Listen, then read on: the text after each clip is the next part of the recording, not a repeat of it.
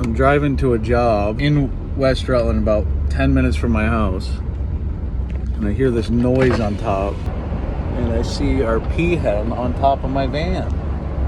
So I turned around because I was afraid if I stopped, she would just fly off. There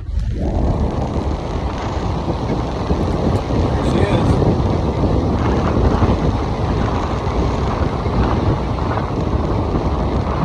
She's out for a ride.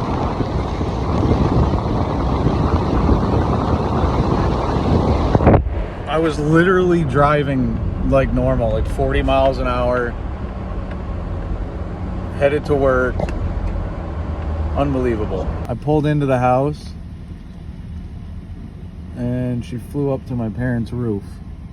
Seems like she knows exactly where she lives. She visits them all the time. We live right up the hill. Unbelievable.